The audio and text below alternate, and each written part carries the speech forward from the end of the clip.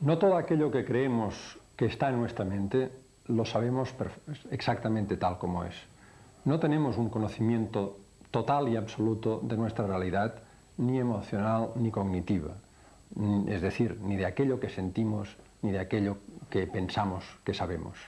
Hay una parte de nuestra mente que está oculta, que no se nos hace clara, que no la tenemos evidente. A esta parte de esta mente vamos a referirnos en este capítulo.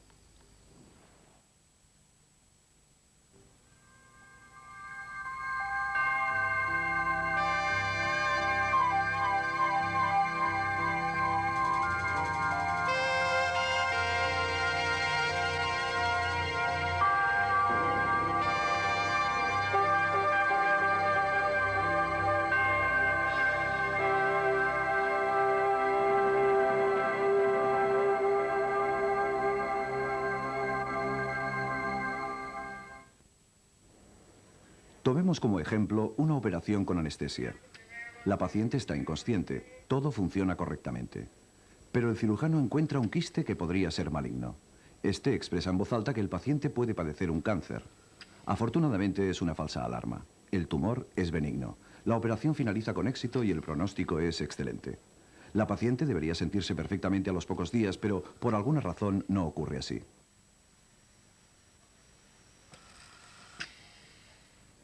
Después de la operación, la paciente sufre apatía y melancolía. Nadie puede entender por qué, y ella todavía menos. Finalmente, cuando la depresión se fue agudizando, recurrió a un terapeuta quien decidió usar la hipnosis con el fin de averiguar el origen de su problema. Mientras la mente de la paciente revivía la operación, la verdad salió a la luz. A pesar de que su estado era inconsciente, había podido oír cómo el cirujano expresaba que podía tener cáncer. Esto la traumatizó de tal forma que la sumó en una depresión, aunque aquella suposición resultara ser una falsa alarma. El comentario del cirujano permanecía enterrado en su mente subconsciente, zona normalmente inalcanzable para nuestra consciencia, a no ser que se utilicen métodos especiales como la hipnosis. Tras diversos experimentos realizados siguiendo este caso, los anestesistas daban mensajes positivos y negativos a diferentes pacientes quirúrgicos mientras se encontraban bajo anestesia. Ninguno de los pacientes informó haber sido consciente de lo que ocurría durante la operación. Sin embargo, bajo el estado de hipnosis, algunos de los que fueron objetos de mensajes negativos pudieron dar un informe casi literal de los comentarios del anestesista, mientras otros manifestaron intensos estados de ansiedad. Otro grupo de pacientes expuestos a comentarios positivos durante las operaciones requirieron dosis más reducidas de calmantes tras la intervención y fueron dados de alta antes que los pacientes operados en silencio o con música. Sin embargo, hay que subrayar que los procesos subconscientes durante la anestesia son muy complejos y es muy difícil obtener pruebas consistentes para demostrarlos. Este fenómeno de la consciencia del subconsciente plantea algunas preguntas fundamentales sobre la naturaleza de la mente humana y su funcionamiento a la hora de conectarnos o desconectarnos con el mundo que nos rodea. ¿Es posible que los hechos y experiencias que transcurren en el nivel inferior de la consciencia afecten a nuestros estados de ánimo, influyan en nuestras acciones y lleguen hasta alterar nuestra salud? ¿Y cómo es posible que ignoremos algo que nuestra consciencia oculta conoce? En la civilización occidental se ha mantenido tradicionalmente que la razón, la libre elección y las decisiones reflexionadas son los factores que determinan nuestros actos. Damos por hecho que disponemos de un acceso directo a nuestros pensamientos, sentimientos y recuerdos más significativos, y que es verdaderamente posible conocerse a uno mismo. Al mismo tiempo, el cerebro ha sido considerado como un centro de mando monolítico, capaz de saberlo todo, dado que es el dueño de todos sus reconocimientos e inspecciones. Sin embargo, recientes experimentos en neurociencia sugieren una concepción alternativa. Parece ser que nuestro cerebro está estructurado en varios minicerebros, o módulos cognitivos independientes. Cada uno tiene asignada una función concreta como por ejemplo hablar, leer o dibujar. Además, nuestra mente se dedica a esconder algunas verdades que preferimos no afrontar, sean recuerdos desagradables o experiencias actuales. Como resultado, para conocerse a uno mismo es necesario explorar el reino oscuro del inconsciente y del subconsciente, lugar donde la consciencia puede desempeñar distintos papeles.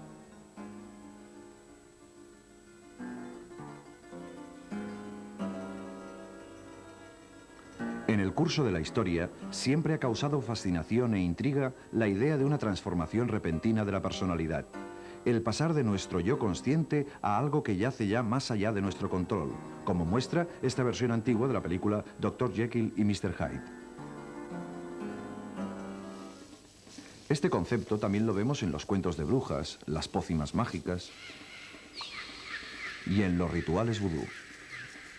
En las historias de demonios que poseen a sus víctimas y se adueñan de su alma. Y también en las esculturas y artes de los indios del noroeste, figuras que representan animales convertidos en humanos. Y a pesar de que no poseemos pruebas que verifiquen la existencia de animales humanos, o brujas, o demonios, sabemos que existen unas sustancias químicas que pueden alterar considerablemente el funcionamiento de la mente, al igual que la personalidad. Se puede perturbar intensamente la consciencia mediante drogas psicoactivas, como los alucinógenos, principalmente el LSD, el psilocibin y la mescalina. Y la más común, la marihuana. Un estudio acerca de unas 500 sociedades mundiales muestra que el 90% ejercen alguna forma de alteración de la consciencia de tipo cultural, en algunos casos mediante las drogas, manifestándose así las visiones, los espíritus y apariciones, y en otros mediante la meditación o el ayuno. También se puede alterar la consciencia de forma dolorosa, a causa de las enfermedades mentales. Los psicólogos utilizan el término disociación cuando se refieren a los distintos niveles de funcionamiento de la mente, que carecen de consciencia o sin una completa transferencia de información de un nivel de la mente a otro. La forma más traumática de disociación es el trastorno mental conocido como personalidad múltiple. Una persona que desarrolla una serie de personalidades diferentes, cada una de ellas dotada de unas características y de un estilo particular. F.W. Putnam, del Instituto Nacional de la Salud Mental de Bethesda, Maryland, está especializado en los trastornos de personalidad múltiple. Los rasgos más comunes que hemos encontrado después de investigar muchos casos de personalidad múltiple apuntan que, antes de cumplir los 12 años, estas personas han sido víctimas de severos abusos y muy a menudo de una forma sádica.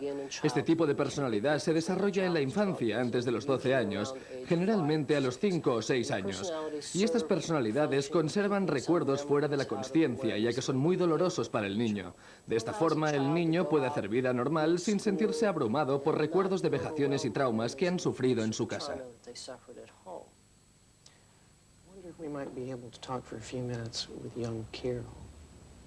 Young Carol? Appreciate you talking with us. Sure. Thank you. Esta mujer sufre un trastorno de personalidad múltiple. Ahora está en el proceso de cambio de una personalidad a otra.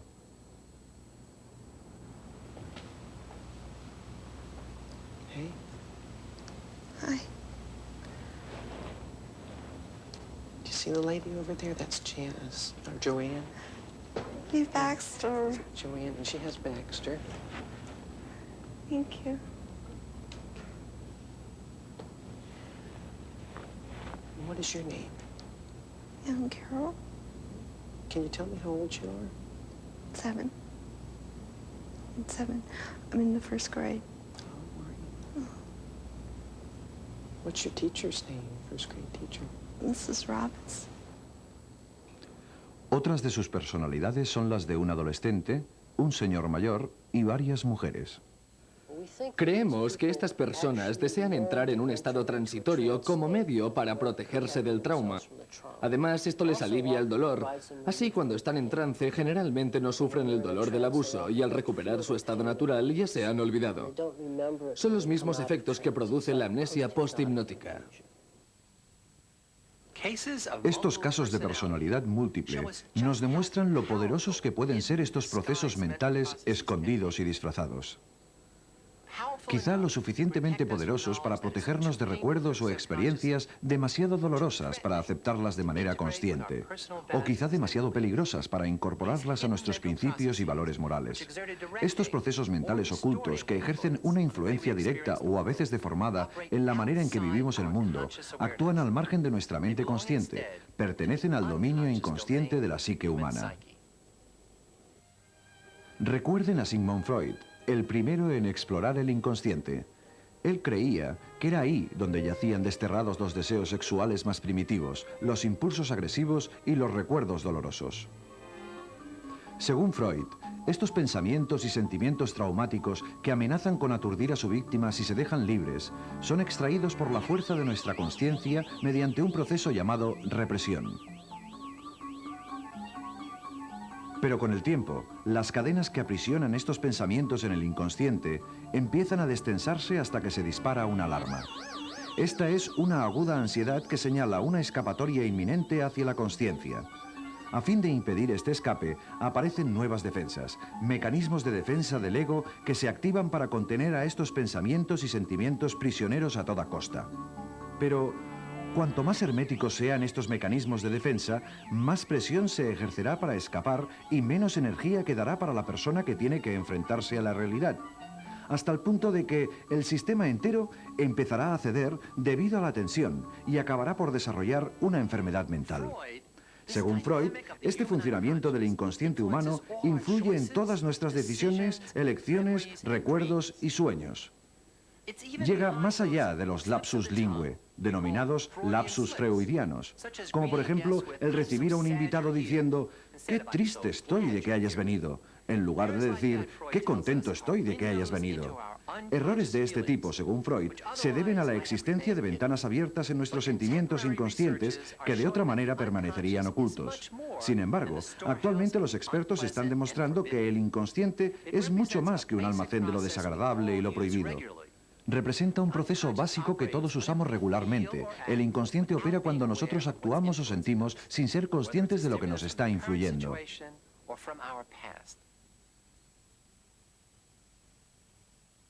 La hipnosis es otra frecuente ventana dramática de los distintos niveles de la consciencia. Las personas que disponen de la capacidad suficiente para ser hipnotizadas o para hipnotizarse ellas mismas pueden experimentar cambios notables en la percepción, la memoria, las emociones, el comportamiento y metabolismo. El hipnotizador no es más que un simple entrenador que intenta que el rendimiento por parte del sujeto sea óptimo. Michael, dado que tienes buena disposición para la hipnosis, hoy empezaremos la sesión sin la ayuda de ningún proceso de inducción. De hecho, todo lo que hemos de hacer es concentrarnos en el punto central, que es tu pulgar. A medida que muevo tu brazo hacia abajo, deja que una relajación total invada tu cuerpo. Tranquilízate y siéntete cómodo.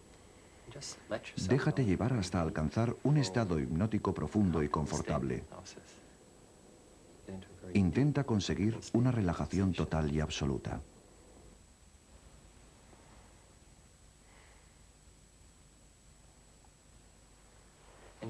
Y ya sabes que la hipnosis te permite alterar algunos aspectos de la realidad.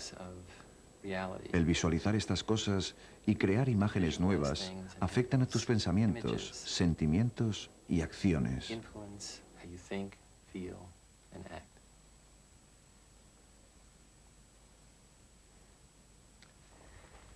Ahora lo que quiero hacer es un estudio de mercado. Aquí tengo dos colonias. Una francesa, muy dulce. Ahora huélela y después compárala con la otra.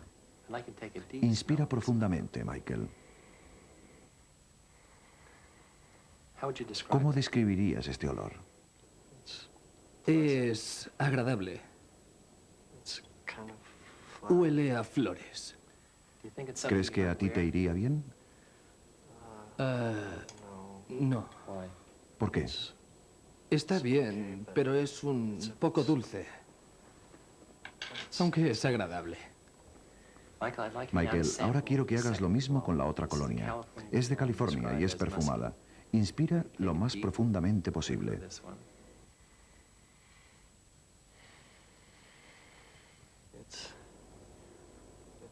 Esta es más aromática. Creo que es más masculina. ¿Cuál prefieres? Quizá me pondría la segunda. ¿Quieres volver a olerla? Sí, por favor. Bien, ahora te daré un golpecito en el hombro. Después estarás alerta y fresco y vas a oler las colonias de nuevo, ¿de acuerdo? De acuerdo. Esta es la primera, la francesa. ¿Qué opinas de ella ahora? Es buena. Huele un poco diferente que antes. Cuando estaba hipnotizado me parecía más dulce. Pero está bien. ¿Te la pondrías? Quizás sí, pero es demasiado suave para mí. Bien, aquí está la segunda, la de California. ¿Ahora qué te parece?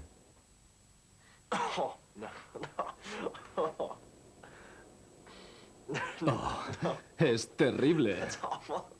Mira lo que es. Amoníaco. No, creo que esto no me lo pondría. Pero acabas de decir que preferirías esta porque era más aromática y masculina. Olía mejor antes, cuando estaba hipnotizado. Generalmente, los psicólogos creen que la hipnosis es una forma especial de disociación de la consciencia. Dado que Mike esperaba oler 2 colonias, la reacción sensorial al amoníaco queda bloqueada. Y me dijiste que era colonia y olía bien. Y cuando estaba concentrado olía verdaderamente bien. Ha salido bien. Me ha parecido que olía muy bien. Después de la hipnosis, el sujeto puede sufrir una sugestión posthipnótica y experimentar un sentimiento o pensamiento sin el conocimiento consciente de su origen hipnótico sugestivo, o experimentar amnesia posthipnótica después de haber tomado decisiones en estado de sugestión. La hipnosis también puede afectar el funcionamiento biológico. Uno de los empleos más prácticos de la hipnosis es en el dominio del dolor. Se utiliza en cirugía, odontología y en el parto. Nos gustaría hacer una demostración del poder de la hipnosis de alterar la consciencia y dominar el dolor. Laura está alcanzando un estado de hipnosis profunda. A medida que se acerca, va generando una imagen que disocia su consciencia del entorno inmediato. Mark, a quien no vamos a hipnotizar, actuará de control. Voy a introducir las manos de ambos en el agua helada y a la vez ellos me expresarán en términos de 0 a 10 cuánto dolor sienten.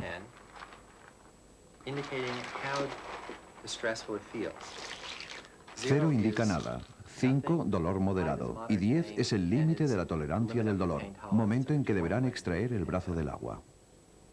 Vamos a cronometrar. El tiempo empieza a correr desde ahora. Mark, ¿cuál es tu valoración? 2. ¿Laura? 1. 3. ¿Laura? 1.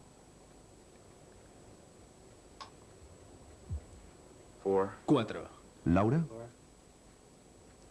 1. 5. ¿Laura? 1. 7. ¿Laura? 1. 9. ¿Laura? 1. Trata de mantenerla en el agua tanto tiempo como puedas. 9. ¿Laura? 1.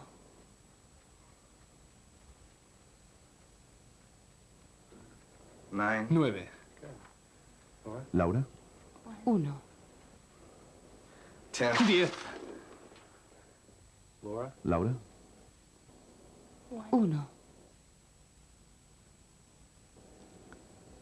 A pesar de la evidencia, nos sigue siendo difícil aceptar la idea de que la mente humana puede actuar de formas contraproducentes para el interés del individuo. O que sea posible ocultar abundante material debajo de la alfombra de la consciencia y apartar de la vista nociones y sentimientos muy importantes.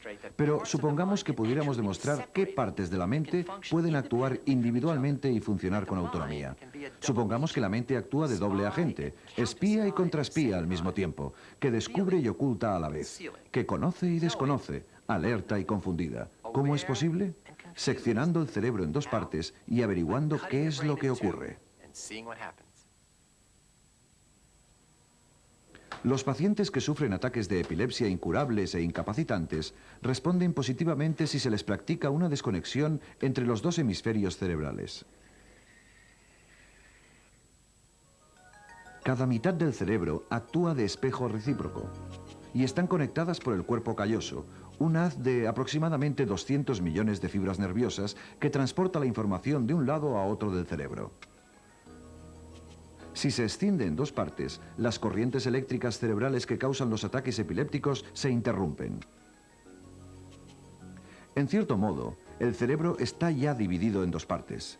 El sistema nervioso está conectado de forma que los impulsos sensoriales que recibimos de la vista o el tacto están encaminados hacia el lado opuesto del cerebro. Siendo así, lo que percibe el ojo derecho o siente la mano derecha está dirigido al hemisferio izquierdo del cerebro, mientras que el hemisferio derecho recoge señales del ojo izquierdo y de la mano izquierda. Generalmente, esta información es compartida posteriormente por ambos hemisferios cerebrales a través del cuerpo calloso. Pero si se secciona en dos partes, todo esto cambia.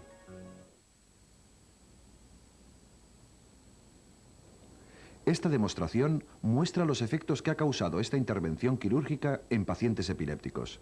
Esta mujer fija sus ojos en el punto central de la pantalla. El hemisferio derecho del cerebro solo percibe el campo visual izquierdo y el hemisferio izquierdo solo abarca el campo visual derecho. Cuando aparece una forma en el campo visual derecho o en el izquierdo, esta mujer debe emparejarla con una de las otras dos formas que aparecen en la parte inferior de la pantalla. A veces se le pide que la señale con su mano derecha, controlada por el hemisferio cerebral izquierdo, y otras veces con su mano izquierda, controlada por el hemisferio cerebral derecho. Cuando esta persona tiene que utilizar su mano izquierda para emparejar la forma que aparece en el campo visual derecho, comete más errores que al utilizar la mano derecha y viceversa.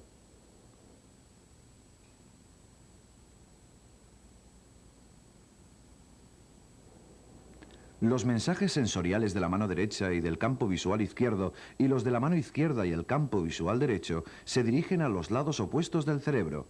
Esta información no es posible compartirla, ya que la conexión entre ambos lados ha sido interrumpida. Otra de las complicaciones del fenómeno de la disección cerebral reside en que cada una de las partes del cerebro funciona mejor para según qué tareas. El hemisferio derecho parece que responde mejor a problemas perceptuales, reconocimiento de modelos y relaciones espaciales, mientras que el izquierdo parece dominar mejor el lenguaje, los análisis y las explicaciones. Michael Gazzaniga está dirigiendo una investigación en la Escuela Médica de Dartmouth y se ha especializado en el estudio psicológico de los pacientes que han sufrido una intervención de división de cerebro. Lo que hemos descubierto en estos pacientes es que es necesario la existencia de un camino final común. Un sistema cognitivo que una y adecúe todos los comportamientos que se desbordan, sean comportamientos reales, cambios de humor o lo que sea. Requerimos un sistema que permita integrar estos aspectos e interpretarlos mediante una historia continua de quiénes somos, qué somos y dónde estamos o hemos estado. Y examinando al paciente neuropsicológico, su cerebro partido, como diríamos nosotros, nos permite hacernos una idea. Comprobamos que el cerebro está estructurado en varios módulos, en numerosos subprocesos. Estos módulos independientes pueden crear comportamientos auténticos, pueden provocar cambios de humor. Pero no queremos un sistema que contenga módulos que desorienten los comportamientos y los desintegre. Al contrario, debe existir algo que reúna todo esto y lo unifique en una única teoría. Una teoría que explique quiénes somos y cuál es nuestro lugar en relación con el mundo. La información neuropsicológica de los pacientes con perturbaciones de índole focal indica que hay algo en el hemisferio izquierdo llamado el intérprete, que se encarga de esta integración. El intérprete constituye un rasgo imprescindible del cerebro humano que proporciona esta clase de independencia para nuestra vida, ya que reúne en un mismo bloque nuestros propios acontecimientos personales. Se encarga de interpretar nuestras reacciones individuales. Este es el sistema que se responsabilizará de nuestra propia percepción, de nuestra perspectiva única y de nuestro único sentido de uno mismo, algo que todos creemos poseer. Varios neurocientíficos y psicólogos cognitivos piensan que si el cerebro es de hecho una confederación de módulos, debería actuar así. Un módulo se ocuparía de distinguir rostros de personas, otro se encargaría de realizar operaciones matemáticas y un tercero de percibir los ángulos y demás.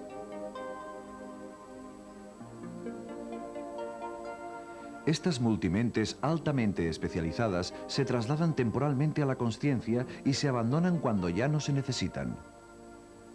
Pero cuando se ha incorporado el módulo mental equivocado o no ha desaparecido con la suficiente rapidez, nos encontramos con un problema y como resultado emitimos un juicio erróneo.